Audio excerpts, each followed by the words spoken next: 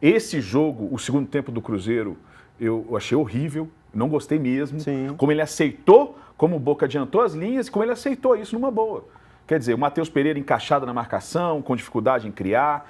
Eu senti um Cruzeiro bem perdido, muito forte na marcação no primeiro tempo. O primeiro tempo, para todo mundo que assistiu, foi um jogo chato. Sim. Foi um jogo Nem chato chute, que. não teve nenhum escanteio, não nem teve, chute pra gol, nem nada, chute do né, Boca. Teve um lance que o Cruzeiro, o jogador Lautaro Dias, ele bate no gol, estava impedido, mas nada além disso. Segundo tempo, o Boca tomou mais iniciativa do jogo, partiu para cima, o Cruzeiro é que aceitou.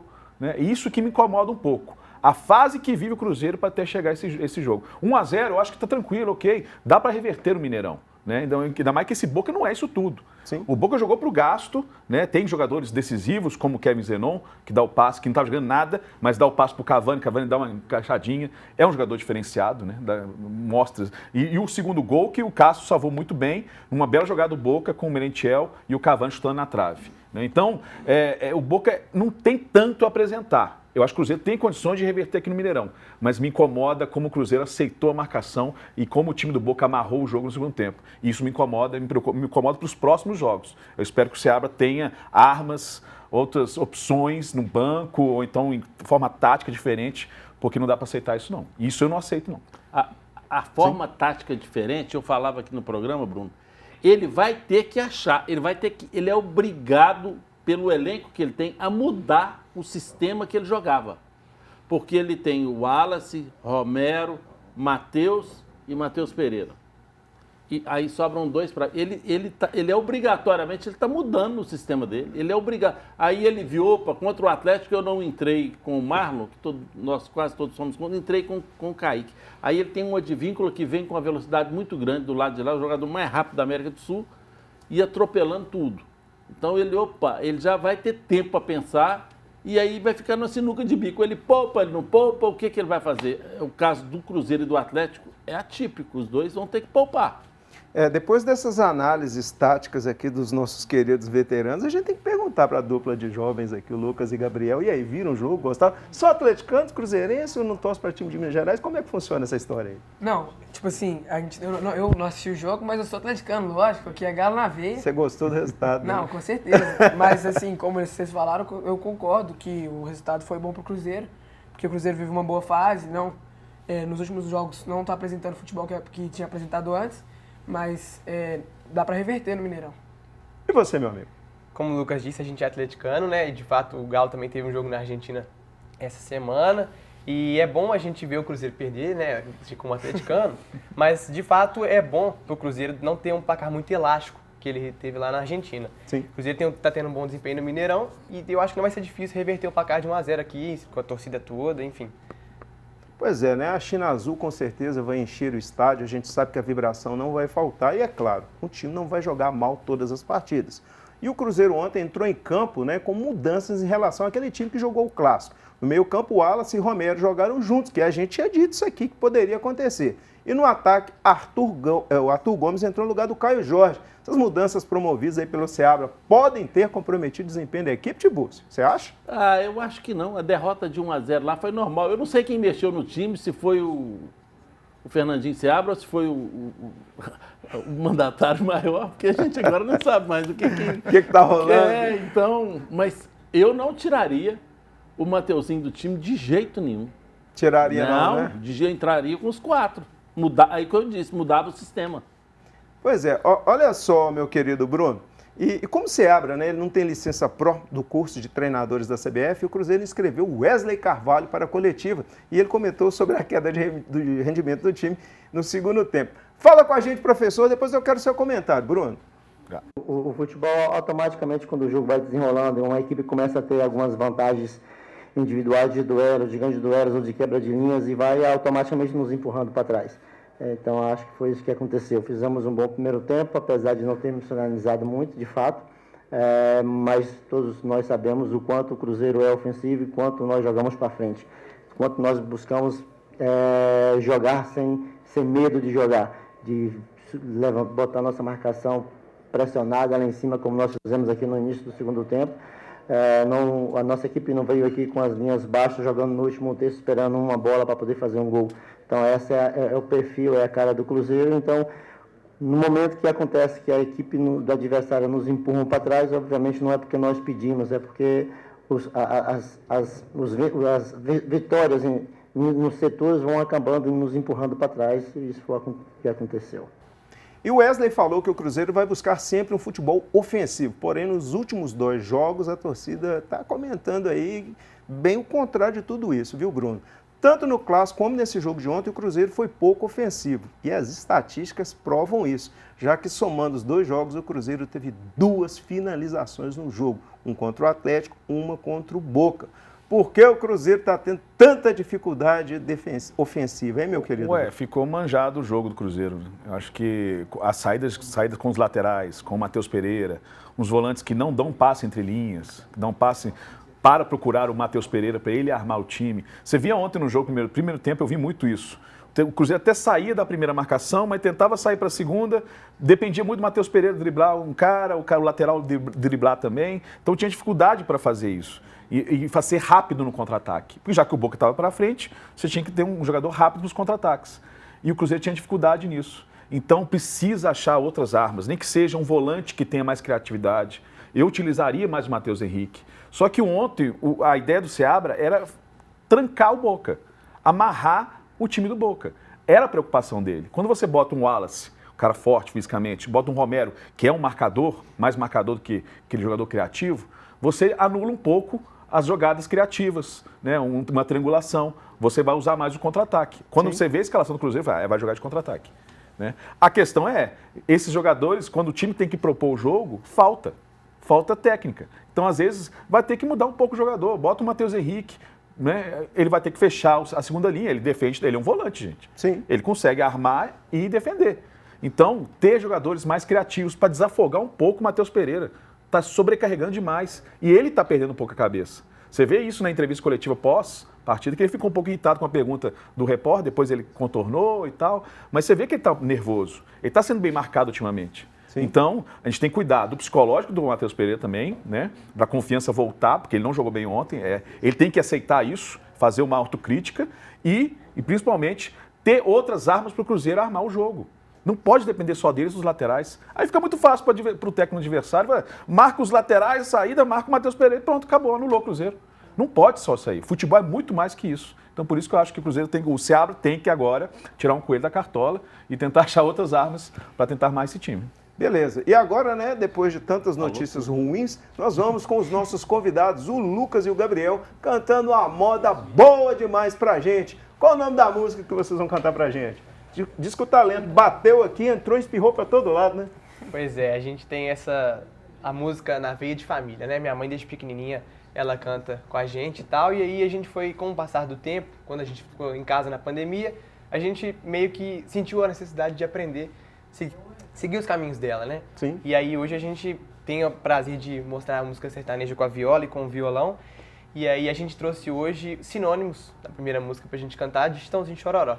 Espero que vocês aproveitem e gostem bastante. Com toda certeza. Sextou! Manda ficha!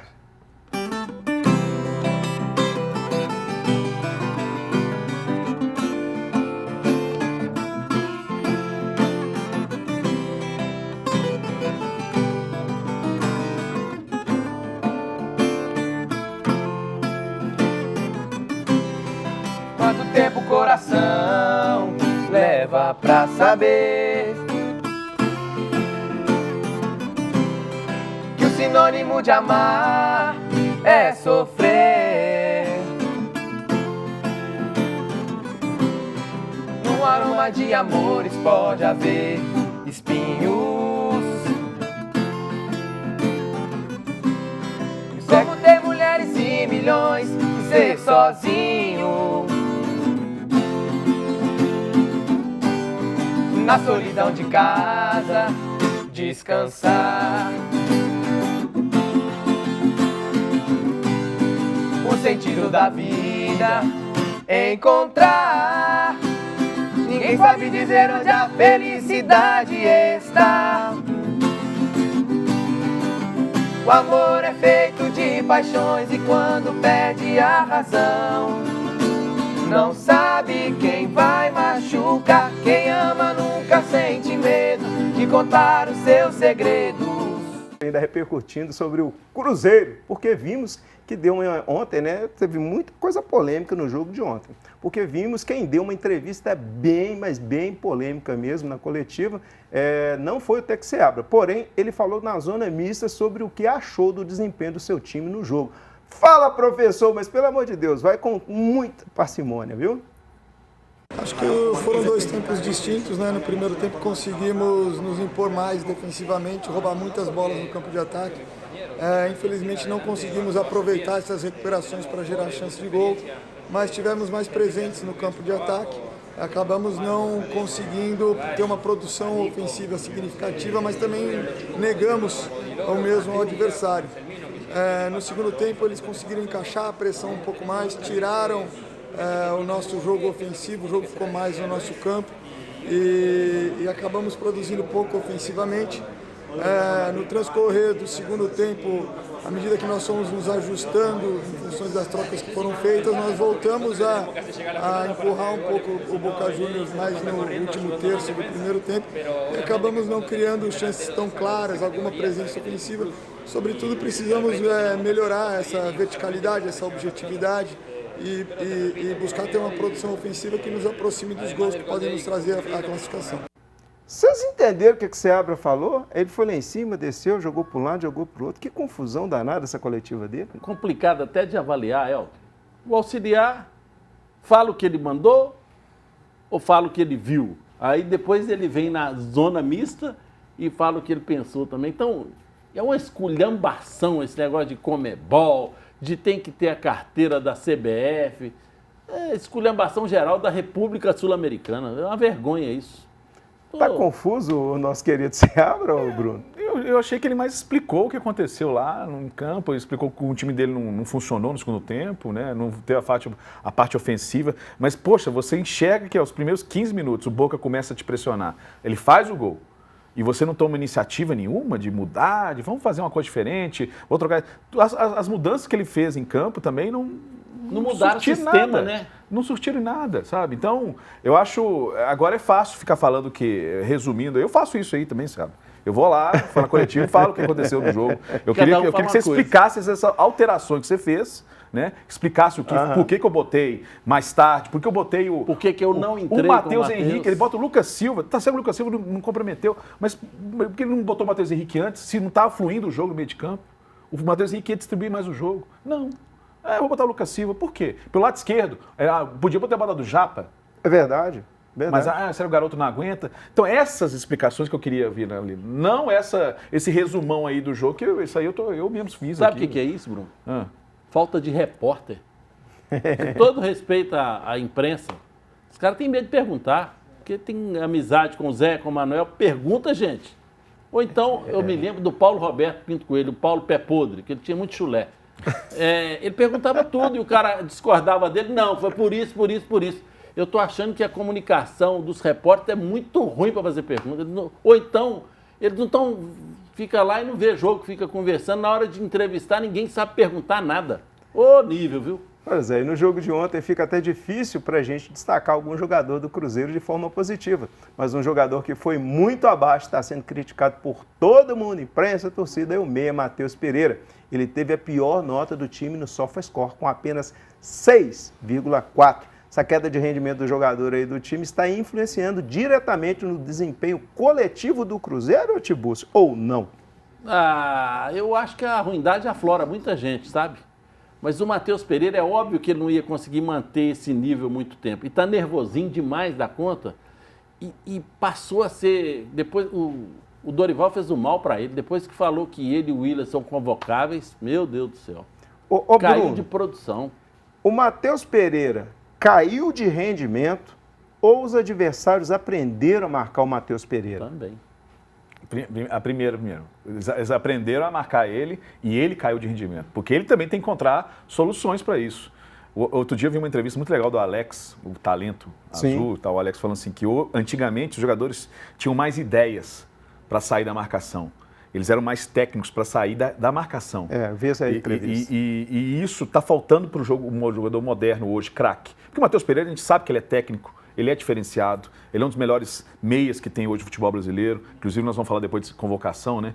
Mas ele precisa achar soluções, ele mesmo, ele pode ter a ajuda do técnico, seria melhor você deslocar aqui posicionamento, sair da marcação, puxar para o lado direito, isso aí pode ter orientação do técnico, ok, mas ele tem que sair desse buraco. Ele tem que ser um jogador inteligente nesse sentido, de então, o cara está marcando mais pelo lado esquerdo aqui, está vindo uma cobertura, eu vou puxar, vou trocar com o volante, Matheus Henrique, vou trabalhar mais aqui. Então, ele tem que também achar as soluções. Então, acho que primeiro, houve uma marcação melhor em cima dele, né, todo mundo descobriu que ele era o cara da criatividade do Cruzeiro, e depois ele caiu em produção. Estou me marcando bem, está difícil. E aí você vê que ele ficou nervoso numa entrevista logo depois por causa disso. Porque ele está desconfortável, ele está descontente com o próprio futebol dele. Só que será que ele tem essa autocrítica? Eu já não sei.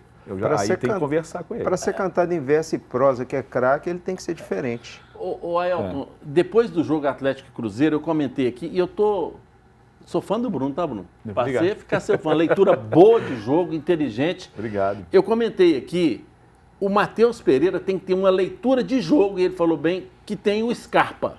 O Scarpa lê muito bem o jogo. O Matheus Pereira não está conseguindo fazer isso que o Alex Talento falou. Se ele está marcado aqui, ele tem que recuar, vir de trás ou buscar os flancos. Eu me lembro uma final, Palmeiras e Boca Júnior, e o Bianchi era treinador do Boca Júnior, que ele estudou, marcar o Riquelme lá, eu vou abrir ele na esquerda, que eu vou segurar o aço. O treinador tem que ver isso, abriu o Riquelme na esquerda, muito aberto o jogo inteiro, e o Boca foi lá no Parque Antártico e ganhou a Copa Libertadores. O Matheus Pereira tem que ter o discernimento que tem o Scarpa para, num curto espaço, buscar o espaço, ler o jogo, o que vai fazer. Eu estou achando a leitura de jogo para adaptação àquele jogo em si do Matheus Pereira, ele tá muito beabá. Está muito notável o que ele vai fazer e todo mundo já pescou. Ele tem que criar algo diferente. E aí parte do treinador também. Só confirmar isso que você está falando, o Diego Martins, na coletiva do Boca depois, ele falava do Matheus Pereira. Ele não citava nenhum outro jogador do Cruzeiro. Por quê? Ele estudou como marcar o Matheus Pereira. E eles estudam Você ficou muito claro bem. isso na coletiva do Boca.